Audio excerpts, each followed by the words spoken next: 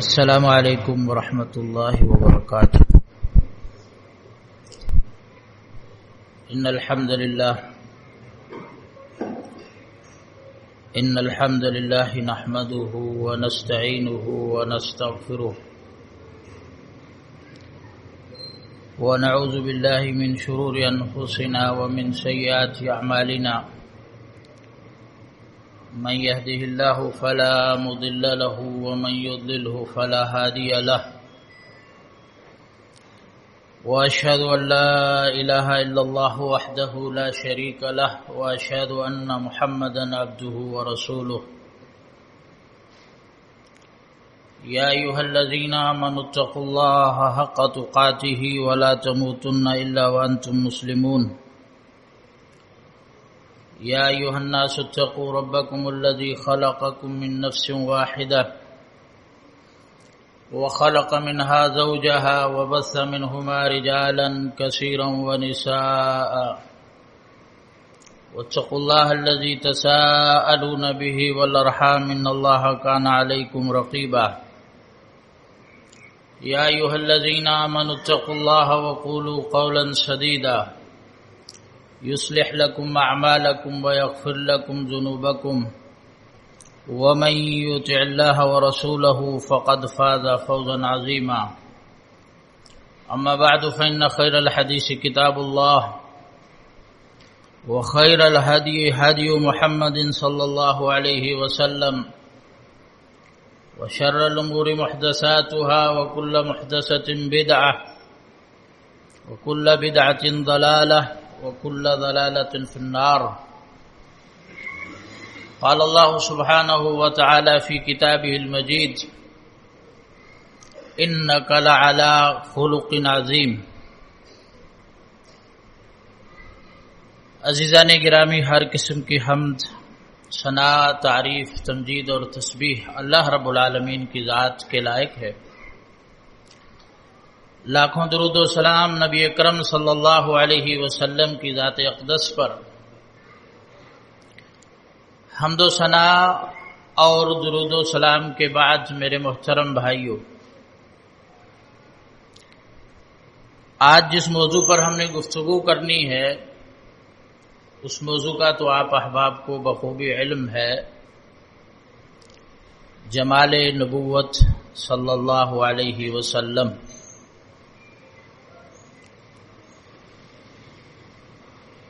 جب نبوت کا لفظ آتا ہے تو جمال خود بخود اس میں آ جاتا ہے۔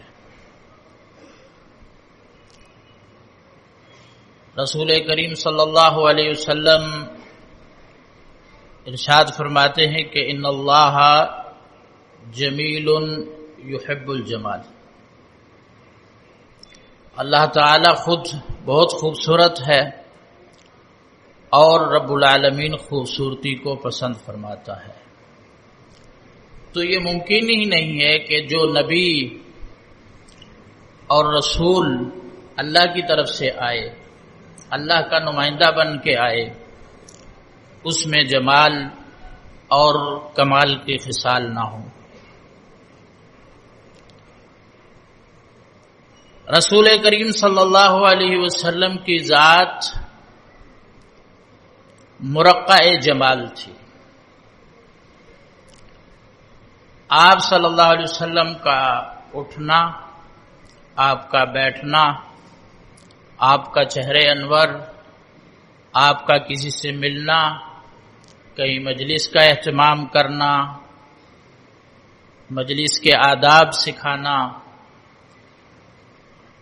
اپنی جو بشری تقاضے کی حاجات ہیں ان کو پورا کرنا، ان سب میں جمال ہی جمال تھا۔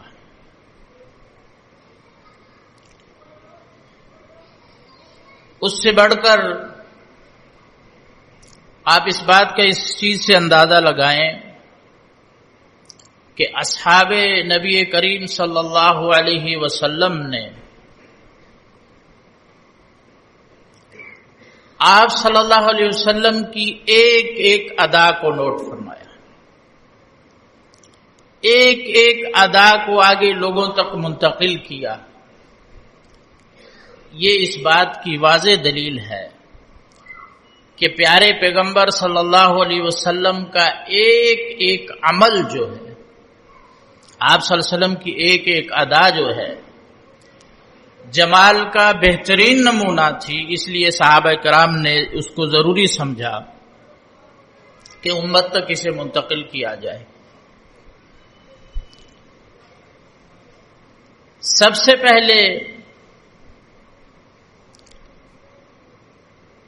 جو اصحاب نبی کریم صلی اللہ علیہ وسلم کی پیارے پیغمبر صلی اللہ علیہ وسلم کے حوالے سے کہ آپ کن خصال سے متصف تھے، براء بن عازب رضی اللہ عنہ فرماتے ہیں کہ کان رسول اللہ صلی اللہ علیہ وسلم احسن الناس، رسول کریم صلی اللہ علیہ وسلم سب سے بہترین انسان تھے، اجود الناس،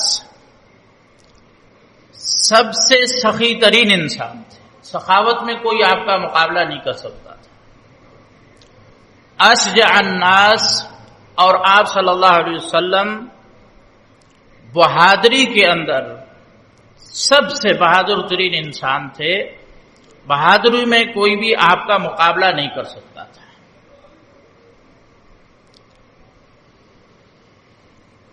آپ صلی اللہ علیہ وسلم کی ذات کی طرف اگر آئیں تو ذات میں جو سب سے نمایاں چیز ہے وہ انسان کا چہرہ ہوتا ہے۔ چہرے کے بارے میں اصحاب نبی کریم صلی اللہ علیہ وسلم سے ہم تک کیا منقول ہے، اس کی ایک جھلک آپ کے سامنے رکھتے ہیں۔ سیدنا جابر بن سمرہ رضی اللہ عنہ فرماتے ہیں کہ 14ویں کی چاند کی رات تھی، رسول کریم صلی اللہ علیہ وسلم نے سرخ رنگ کا جوڑا زیب تن کیے ہوئے تھا،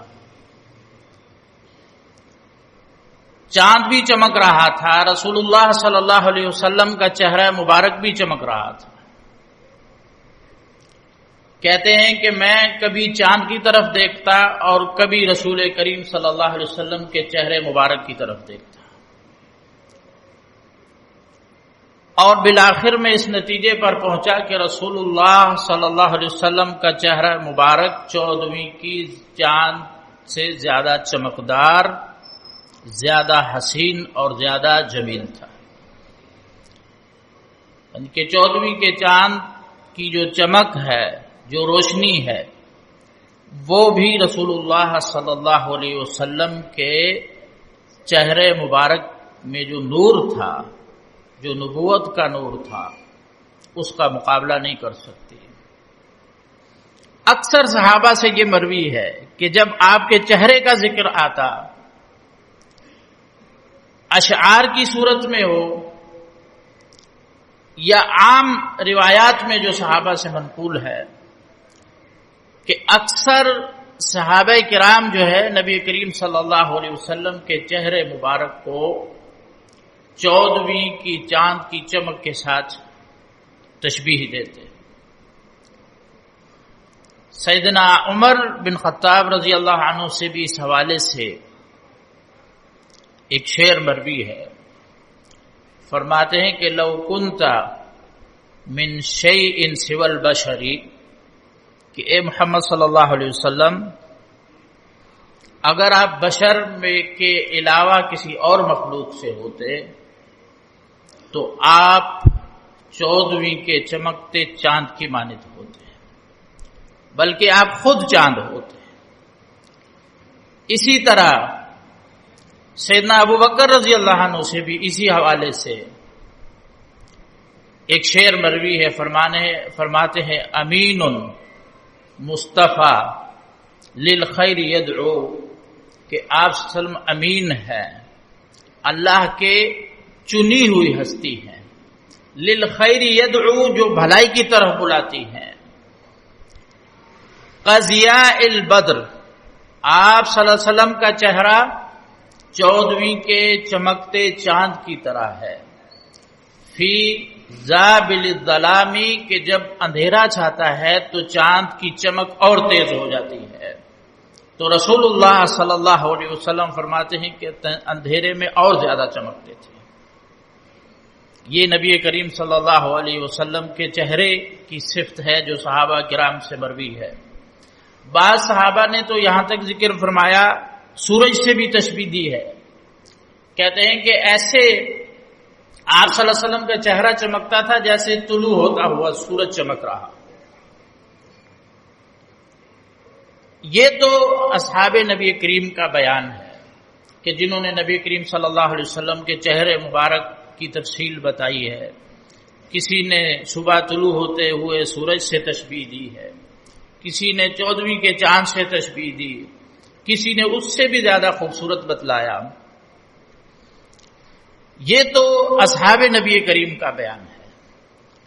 نبی کریم صلی اللہ علیہ وسلم کے جو دشمن تھے، جو کافر تھے، آپ صلی اللہ علیہ وسلم پر ایمان نہیں رکھتے تھے، وہ بھی آپ کا چہرہ دیکھ کے پہچان جاتے تھے کہ یہ چہرہ کسی جھوٹے شخص کا نہیں ہے، کیونکہ عرب کے کیا مشہور تھا کہ عرب نے رسول اللہ صلی اللہ علیہ وسلم کے بارے میں جو چند القابات مشہور کیے ہوئے تھے مشرکین نے، ایک یہ تھا کہ یہ ساحر ہیں، جادوگر ہیں، دوسرا یہ تھا کہ یہ کذاب ہیں والعیاذ باللہ کہ جھوٹ بولتے ہیں، نعوذ باللہ۔ عبداللہ بن سلام رضی اللہ عنہ جب اسلام لائے ہیں، ان کی نظر جب سب سے پہلے رسول کریم صلی اللہ علیہ وسلم کے چہرے مبارک پر پڑتی ہے تو وہ قسم اٹھا کر فرماتے ہیں کہ کہتے ہیں کہ واللہ ھذا الوجہ لیس بوجہ کذاب، کہ یہ جو چہرہ ہے یہ جھوٹے شخص کا چہرہ نہیں ہے۔ ابھی انہوں نے کوئی بات نہیں کی، کوئی سوال نہیں پوچھا، کوئی دلیل نہیں مانگی، صرف چہرے مبارک پر نظر پڑتی ہے تو کہتے ہیں واللہ ھذا الوجہ لیس بوجہ کذاب، کہ یہ چہرہ کسی جھوٹے شخص کا چہرہ نہیں ہے۔ ابھی رمسا صحابی جلیل ہیں، وہ بھی اسلام لانے سے پہلے کہتے ہیں میں اپنے فرزند کے ہمراہ، بیٹے کے ہمراہ مدینہ منورہ تشریف لایا۔ مدینے میں آتے ہی جب میری پہلی نظر رسول اللہ صلی اللہ علیہ وسلم کے چہرے مبارک پر پڑی تو کہتے ہیں میں نے دیکھتے ہی اپنے بیٹے سے یہ کہا کہ ھذا واللہ لرسول اللہ، کہ اللہ کی قسم یہ جو چہرہ ہے یہ تو واقعی رسول کا چہرہ ہے، یہ واقعی اللہ کا نمائندہ ہے، یہ واقعی اللہ کا نبی ہے، اور کسی تصدیق کی ضرورت نہیں ہے، چہرہ ہی سب سے بڑی تصدیق ہے۔ ام معبد رضی اللہ عنہ کا واقعہ آپ کی نظر سے گزرا ہوگا، سنا بھی ہوگا کہ جب رسول اللہ صلی اللہ علیہ وسلم ہجرت کر کے مدینے کی طرف تشریف لا رہے تھے، راستے میں کھانے کی طلب ہوئی، ایک خیمے پر گئے، وہاں ایک خاتون تھی ام معبد کے نام سے، ان سے رسول اللہ صلی اللہ علیہ وسلم نے کچھ کھانے کے لیے مانگا تو وہ کہنے لگی اور تو کچھ نہیں ہے، بس ایک لاغر بکری کھڑی ہوئی ہے جس کا دودھ بھی سوکھ چکا ہے۔ رسول کریم صلی اللہ علیہ وسلم نے کہا کہ وہ بکری میرے پاس لاؤ۔ آپ صلی اللہ علیہ وسلم نے اس کے جیسے ہی تھنوں کو ہاتھ لگایا تو سیدنا ابو بکر فرماتے ہیں کہ اس کے تھن ایسے بھر گئے جیسے ایک دودھ مکمل دیتی ہوئی بکری کے تھن۔ یہ اللہ کے رسول صلی اللہ علیہ وسلم کا معجزہ تھا۔ آپ صلی اللہ علیہ وسلم نے اس کا دودھ دوہا، خود پیا، سیدنا ابو بکر کو پلایا،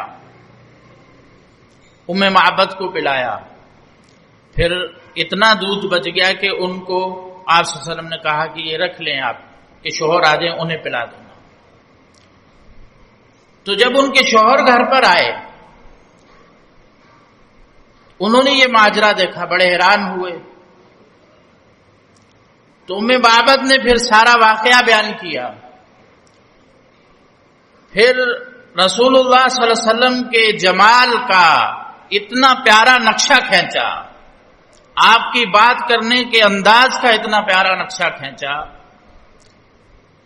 کہ ان کے جو شوہر تھے ام معبد کے، وہ کہنے لگے کہ واللہ ان ھذا لصاحب قریش، کہ یہ جو تم صفات بیان کر رہی ہو، اتنی جمال، اتنے حسن، اتنا بات کرنے کا سلیقہ، اتنی برکت والی شخصیت، تو ان ھذا لصاحب قریش، یہ تو وہی شخص ہے جن کے پیچھے قریش پڑے ہوئے ہیں۔ اور صرف رسول اللہ صلی اللہ علیہ وسلم کے بیان کردہ وصف سے اتنا متاثر ہوئے، کہنے لگے کہ میں ان سے ضرور ملوں گا اور ان کے ہاتھ پر ایمان لے کر آؤں گا، صرف تذکرہ سن کے، دیکھا نہیں، ام معبد کی زبان سے۔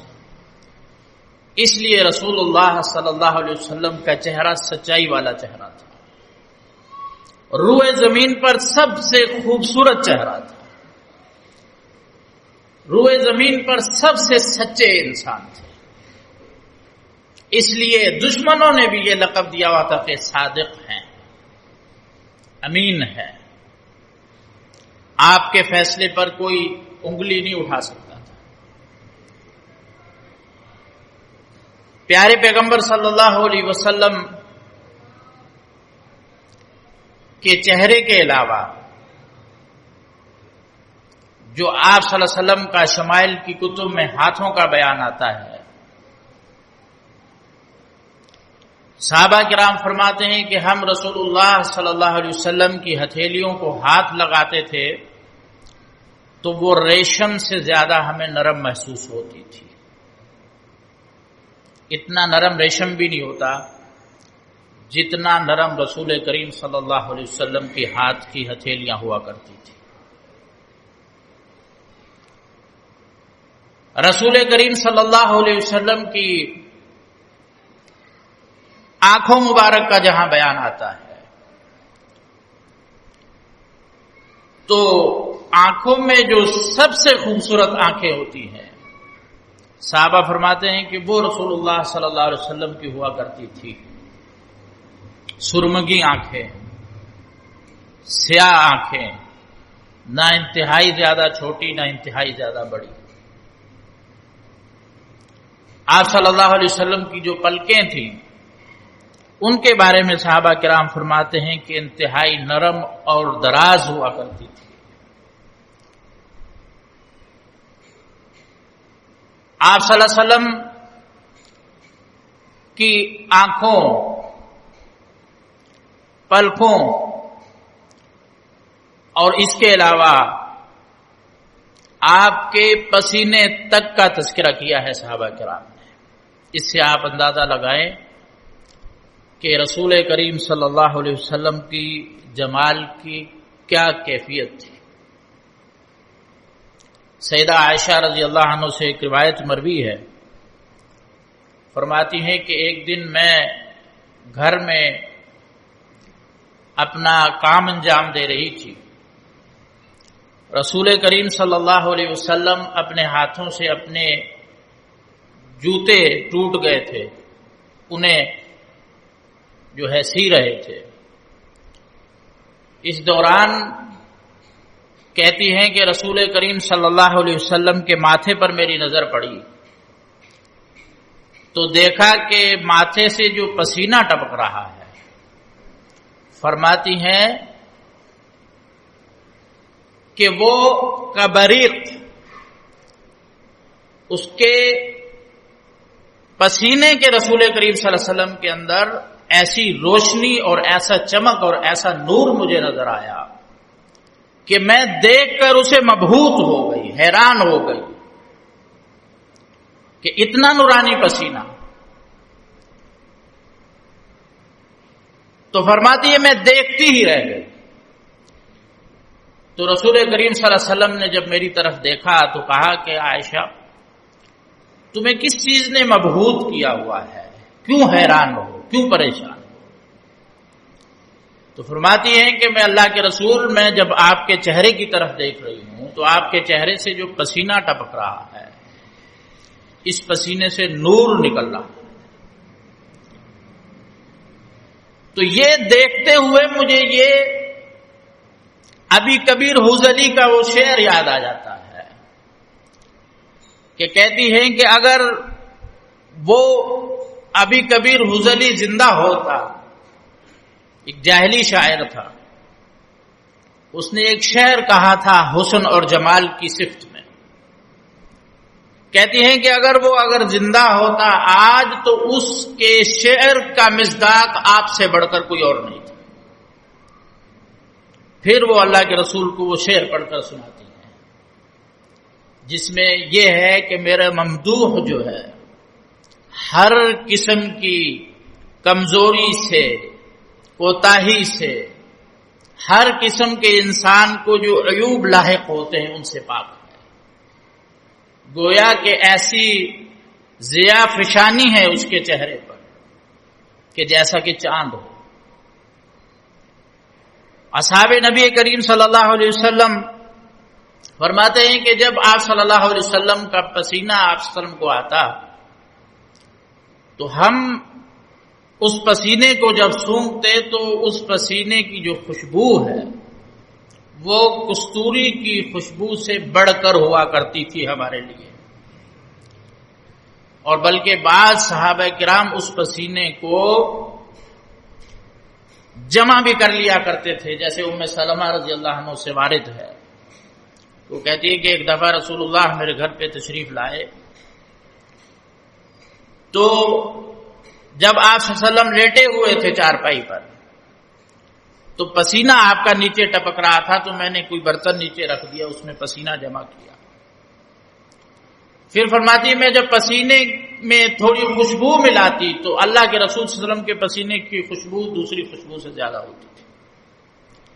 اللہ تعالی نے اپنے نبی کریم صلی اللہ علیہ وسلم کو ہر قسم کے عیب سے، وہ خلقتی عیب ہو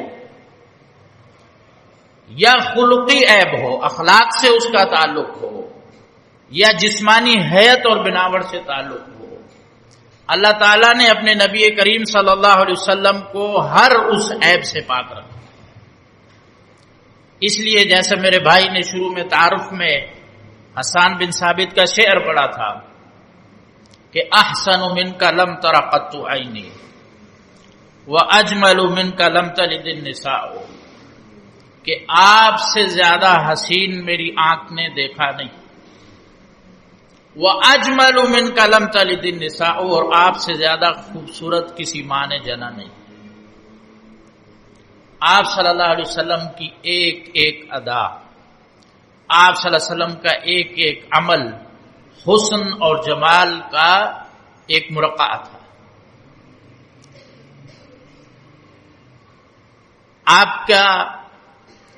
آپ مجلس جب بیٹھی ہوتی تھی اس کا آپ انداز دیکھیں، علی وجہ الارض سب سے خوبصورت ترین مجلس رسول کریم کی ہوتی تھی.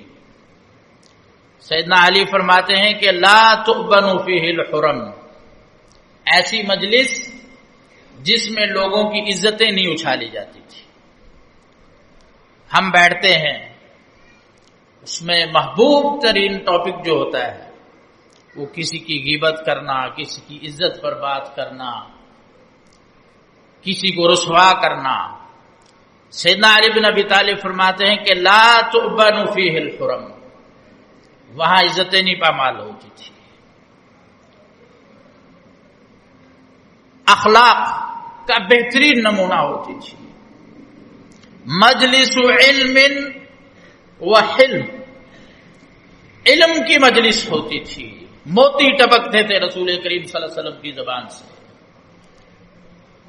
اور اللہ کے رسول کی مجلس میں بیٹھنے والوں کی یہ کیفیت ہوتی تھی کأن علی رؤوسہم الطیور، ایسا کہ جیسا کہ ان کے سروں پر پرندے بیٹھے ہوئے ہیں، اگر سر ہلا دیں تو پرندے اڑ جائیں. ایسا ادب تھا صحابہ نبی کریم صلی اللہ علیہ وسلم کا. آنکھ اٹھا کے رسول اللہ صلی اللہ علیہ وسلم کی آنکھ میں آنکھ نہیں ڈالتے تھے، ادب کا تقاضا. رسول کریم صلی اللہ علیہ وسلم جب بات کرتے فرماتے، سیدہ عائشہ فرماتی لو حدث حدیثا کوئی بات بیان کرتے اور اگر اس بات کے الفاظ کو کوئی شخص شمار کرنا چاہتا لَأَحْصَاهُ، وہ آپ کے الفاظ گن سکتا تھا کہ کتنے الفاظ آپ صلی اللہ علیہ وسلم نے کہے، اتنی پروقار گفتگو ہوتی تھی. اذا تکلم اعادہ ثلاثا، بات کرتے بات کو 3 دفعہ دہراتے تاکہ سننے والا سمجھ جائے بات کو. مختصر بات کرتے. آپ فرماتے ہیں خود صلی اللہ علیہ وسلم کہ سابقہ نبیوں پر مجھے چند چیزوں پر فضیلت دی گئی ہے.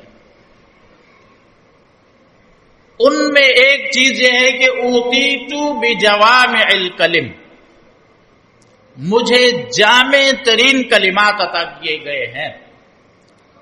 ایک جملہ رسول کریم صلی اللہ علیہ وسلم بولتے تھے، اس میں ہزاروں لاکھوں معنی اور مفاہیم نکلتے تھے. اس میں گویا کہ ایک سمندر کو ایک کوزے میں بند کر دیا کرتے تھے.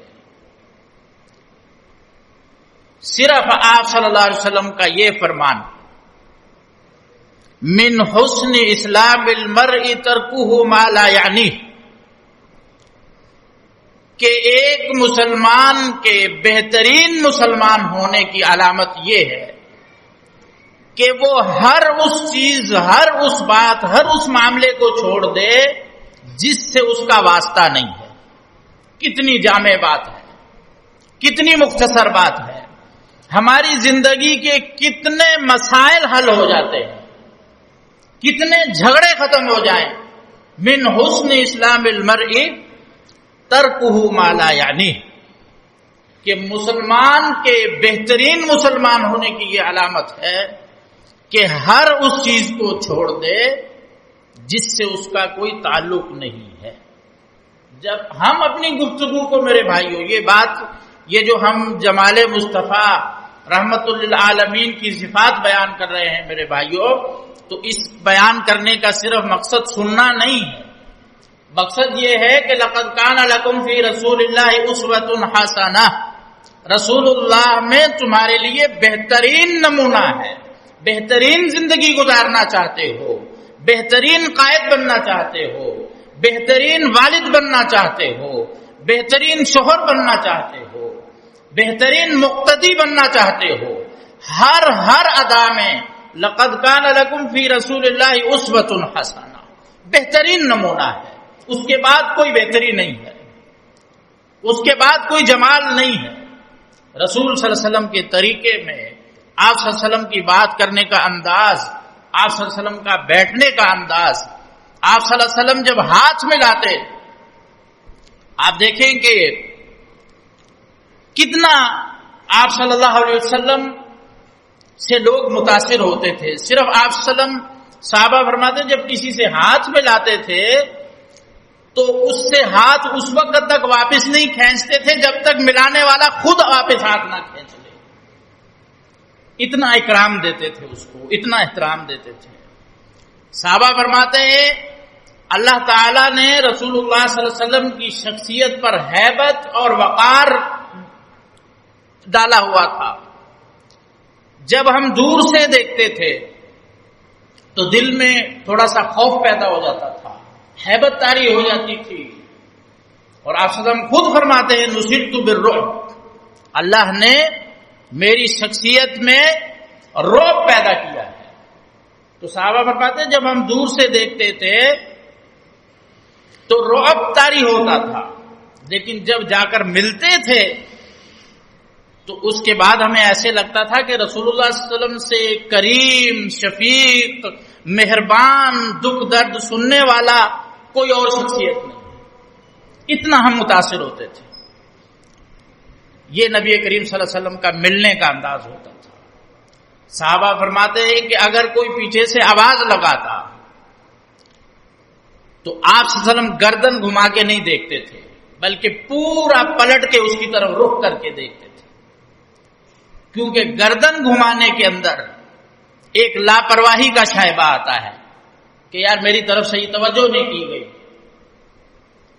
دوسرا اس میں تکبر کا شائبہ آتا ہے کہ یار بڑا آدمی ہے، صحیح طرح سے دیکھا بھی نہیں. انک لعلی خلق عظیم، آپ یہ تفسیر ہے صحیح اس کی کہ اللہ کے نبی آپ اخلاق کے اعلی درجے پر فائز ہیں. تو فرماتے ہیں جب اگر کوئی پیچھے سے آواز لگا دیتا تو آپ صلی اللہ علیہ وسلم گردن گھما کے نہیں، پورا پلٹ کے رخ کر کے اس کی طرف دیکھتے، اس کی بات کو سنتے، تاکہ کوئی سننے والا دیکھنے والا یہ نہ سمجھے کہ مجھے اہمیت نہیں دی گئی، یا یہ نہ سمجھے کہ نبی صلی اللہ علیہ وسلم سے نعوذ باللہ کوئی تکبر ہو گیا. نہیں، یہ آپ صلی اللہ علیہ وسلم کا ملنے کا انداز تھا. رسول کریم صلی اللہ علیہ وسلم کے جو چلنے کا انداز ہے، صحابہ فرماتے ہیں ایسا چلا کرتے تھے کہ گویا کسی بلند جگہ سے نیچے کی ڈھلان کی طرف اتر رہے ہیں. دائیں اور بائیں جھانکتے ہوئے نہیں جاتے تھے، نظریں نیچے ہوتی تھی، سیدھا چلتے تھے اور بالکل سستی سے بھی نہیں چلتے تھے کہ جیسے عموم بیمار انسان چلتا ہے، اور نہ انتہائی تیز چلتے تھے، بلکہ اعتدال تھا، میانہ روی تھی. ایسے چلتے جیسے کسی ڈھلان سے نیچے اتر رہے ہیں. یہ نبی کریم صلی اللہ علیہ وسلم کے چلنے کا انداز تھا. بات کرنے کا انداز آپ کو پتہ چل گیا. مجلس کے اندر نبی کریم صلی اللہ علیہ وسلم فرمایا کرتے تھے کہ جو بھی مجلس دعا کے بغیر جو آپ صلی اللہ علیہ وسلم نے مجلس کی سکھائی ہے، سبحانک اللہم و بحمدک اشہد ان لا الہ الا انت استغفرک و اتوب الیک، یہ دو دعا ہے. آپ صلی اللہ علیہ وسلم فرمایا کرتے تھے جو مجلس اللہ کی حمد کے بغیر ختم ہوتی ہے تو وہ مجلس ایسا ہی ہے جیسے کہ کوئی انسان کسی مردار گدھے کے گوشت کے اوپر سے اٹھا ہو. مجلس کے آداب سکھاتے ہیں، لیکن آداب میں بھی ایسا اعتدال رکھتے کہ ایک دفعہ رسول کریم صلی اللہ علیہ وسلم بیٹھے ہیں، صحابہ کھڑے ہو گئے. آپ صلی اللہ علیہ وسلم نے فرمایا کہ مجھ پر اس طرح نہیں کھڑے ہوا کرو جیسا کہ عجم کے بادشاہوں کے سامنے ان کے پیروکار کھڑے ہوتے ہیں. مطلب آپ تواضع دیکھیں رسول کریم صلی اللہ علیہ وسلم کہ میرے سامنے ایسے نہ کھڑے ہو جیسے عجم کے بادشاہوں کے سامنے ان کے پیروکار کھڑے ہوتے ہیں. یہ آپ صلی اللہ علیہ وسلم کی محبت اور اخوت صحابہ کے ساتھ کہ جو آپ صلی اللہ علیہ وسلم نے یہ درس دیا کہ لا فضل لعربی علی عجمی، کہ عربی کو اجمی کو کوئی فضل نہیں ہے، فضیلت نہیں ہے، الا بالتقوی. عملی طور پر اللہ کے رسول نے یہ کر کے دکھایا کہ اجمی کو عربی پر کوئی فضیلت نہیں ہے سوائے تقوی کے. تو میرے بھائیو، رسول کریم صلی اللہ علیہ وسلم دنیا کی سب سے عظیم ترین، سب سے بہترین ذات تھی. نبی کریم صلی اللہ علیہ وسلم کی ایک ایک ادا کے اندر رحمت تھی. نبی کریم صلی اللہ علیہ وسلم کی ایک ایک ادا کے اندر خوبصورتی تھی. اس لیے آج اگر ہم اپنے معاشروں کو خوبصورت بنانا چاہتے ہیں تو نبی کریم صلی اللہ علیہ وسلم کے انداز کو اپنائیں.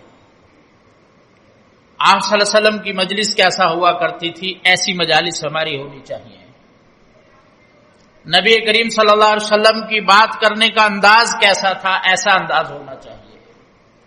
نبی کریم صلی اللہ علیہ وسلم کا ملنے کا انداز کیسا تھا. ہم ملتے ہیں، ہاتھ ملاتے ہیں، گلے ملتے ہیں، لیکن دل نہیں ملتے. دل کیوں نہیں ملتے؟ کیونکہ دل کے اندر وہ تواضع نہیں ہے جو رسول اللہ صلی اللہ علیہ وسلم کے اندر تھی. دل کے اندر دوسرے کی وہ احترام نہیں ہے جو کہ رسول اللہ صلی اللہ علیہ وسلم اپنے صحابہ کا کیا کرتے تھے. جریر بن عبداللہ رضی اللہ عنہ فرماتے ہیں کہ میں جب بھی رسول اللہ صلی اللہ علیہ وسلم کے ساتھ ملا، اللہ کے رسول مجھ سے مسکرا کر ملے. مجھے دیکھتے، دور سے مجھے دیکھتے آپ صلی اللہ علیہ وسلم مسکرانا شروع ہو جاتے ہیں. اس میں الفت پیدا ہوتی ہے، محبت پیدا ہوتی ہے. اگر آج ہم اپنے معاشرے کو، اپنی شخصیت کو خوبصورت بنانا چاہتے ہیں میرے بھائیوں، تو اس کا راستہ صرف یہی ہے، لقد کان لکم فی رسول اللہ اسوۃ حسنہ، رسول کریم صلی اللہ علیہ وسلم کی زندگی میں بہترین نمونہ ہے۔